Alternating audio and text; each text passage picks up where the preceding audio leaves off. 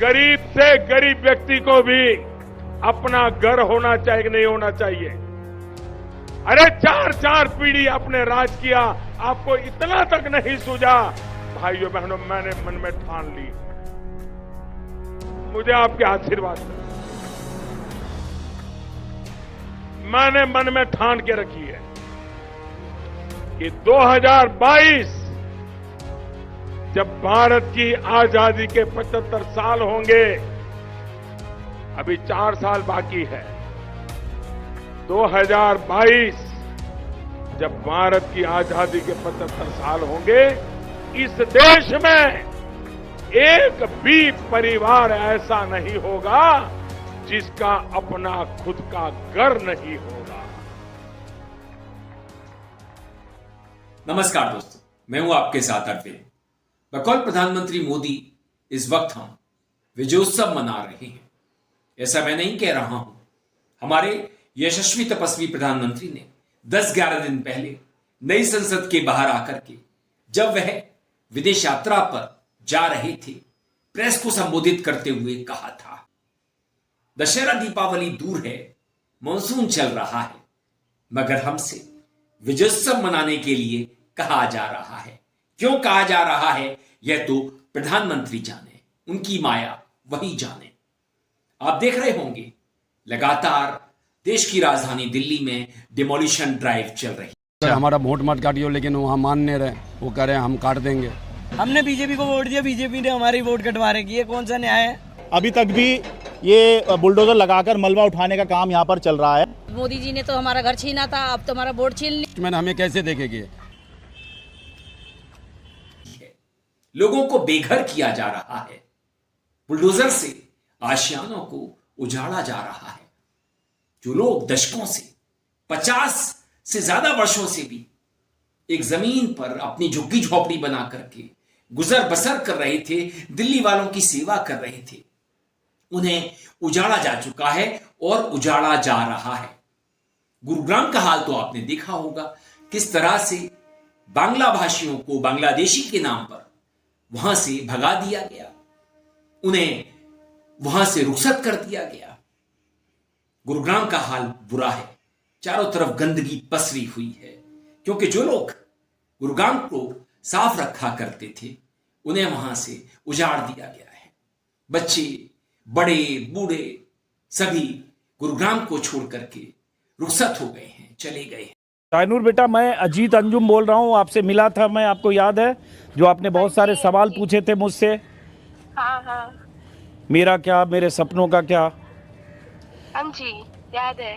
तो आप लोग अब चले गए, अब कब आओगे? क्या सोच के गए हो अभी आप? सर, तो आपको तो पता ही है वहाँ का हाल क्या है, इसलिए हम यहाँ पे आ गए। आइडेंटिफाई करिए बांग्लादेशी को। We are not Bangladeshi, we are Indian, we have all the documents. सारे लोगों ने आपके वीडियो देखे हैं, कुछ लोग आपकी मदद भी करना चाहते हैं। हम लोग चाहते हैं कि आपकी पढ़ाई तक, कम से कम ग्रेजुएशन तक या मास्टर्स तक आपकी पढ़ाई का हम सब लोग, बहुत सारे लोग हैं जो जिम्मेदारी लेने को तैयार हैं। चूँकि आप अब चले गए हो, जब भी लौट के आओ तो अभी मैंने आपके फादर के नंबर पर मेरे सहयोगी ने कॉल किया है और नंबर मैं व्हाट्सएप पर फिर ड्रॉप करता हूँ। दिल्ली का हाल क्या होगा ये देखने वाली बात होगी, क्योंकि जो लोग झुग्गी झोपड़ियों में रहते हैं, ये हर तरह का काम करते हैं। आप कह सकते हैं कम पढ़े लिखे, ज्यादा पढ़े लिखे, सभी जाति के, सभी धर्मों के। मैं आपके पास आया था। शुक्ला जी? हाँ, शुक्ला जी। मेरे बच्चे, तेरे में बहुत याद करता हूँ रे बेटा। तेरे बहुत याद करता हूँ मैं। अरे शंकर को भी बोला था कि उन बच्चों को बोलना माता जी ने तेरे लाख लाख शुक्र किया है। अरे कुछ नहीं किया, हमने अपना काम किया। आप उनकी माँ, मेरी भी तो माँ है, हमारा काम नहीं है। हम लोग का बुरा हाल हो गया बेटा, मैं रोज भगाता है आकर के, रोज भगाता है आकर के यहाँ से। घर से तो गए ये सब गरीब लोग, अब इनको चुनाव आयोग से ऐसे नोटिस आ रहे हैं।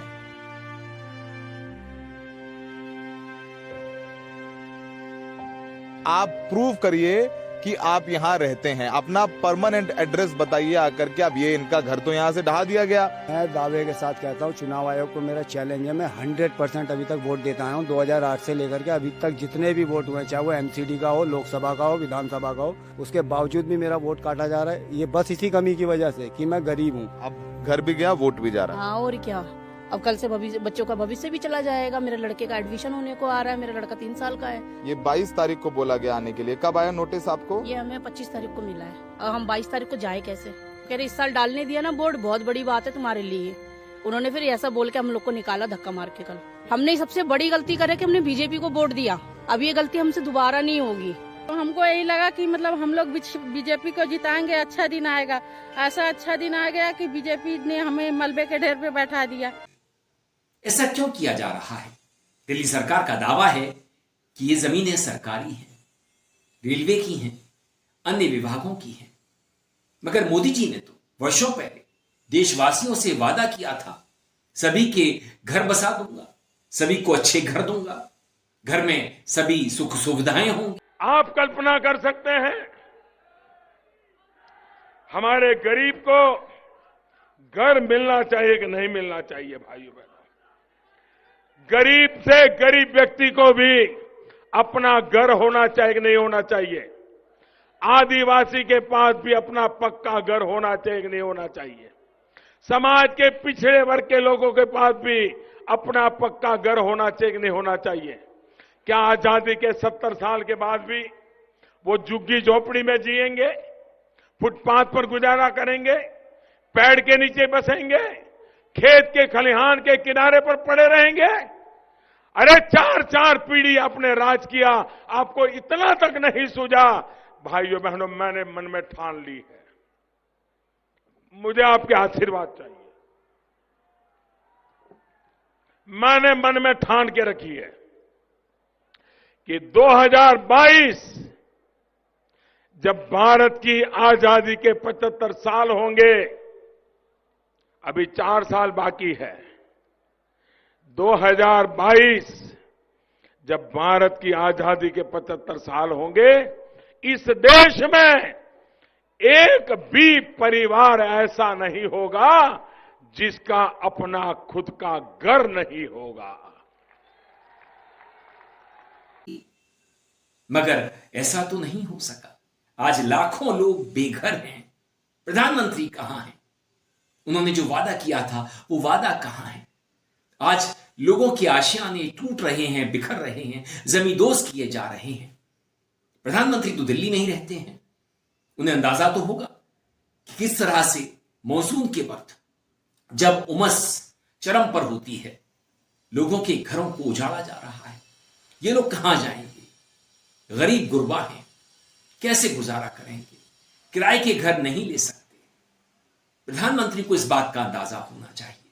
दिल्ली की मुख्यमंत्री को, जिन्होंने चुनाव के वक्त कहा था कि मैं किसी की झुग्गी झोपड़ी टूटने नहीं दूंगी, किसी का घर उजड़ने नहीं दूंगी। जिस तरह की कहानियां दिल्ली से आ रही हैं, जिस तरह की वीडियोस हम देख रहे हैं, सौरभ शुक्ला हो, स्वतंत्र हो और तमाम चैनल्स इन घटनाओं को लगातार कैमरे में कैद कर रहे हैं, वहां के लोगों से संवाद कर रहे हैं। कहानियों को देख करके, वीडियोस को देख करके आंखें भर आती हैं। समझ में नहीं आता कि हम क्या करें, हम किस देश में रह रहे हैं।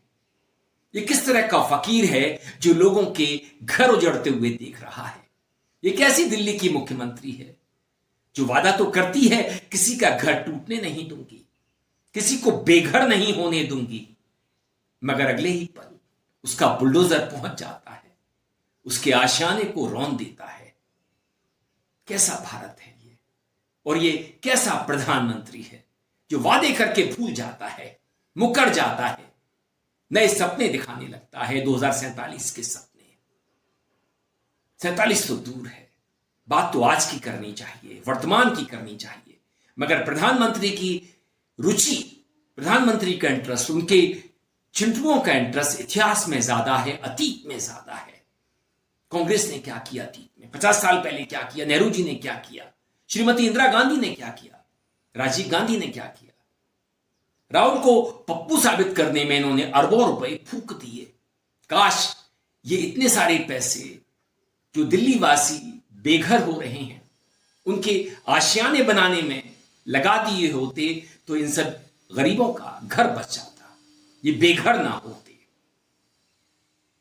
दोस्तों वीडियो पसंद आए तो आप इसे लाइक कीजिए, दोस्तों साथियों में खूब शेयर कीजिए, चैनल को सब्सक्राइब भी कर दीजिए, बेल आइकन का घंटी जैसा बटन जरूर दबाइए जिससे कि आने वाले वीडियो की आपको नोटिफिकेशन मिल सके। आपकी प्रतिक्रियाओं का मुझे इंतजार रहता है, मेल आईडी और कमेंट बॉक्स में जरूर कीजिएगा। अगर आपको मेरे वीडियो में कोई कमी लगती है तो जरूर मुझे लिखिएगा। नमस्कार।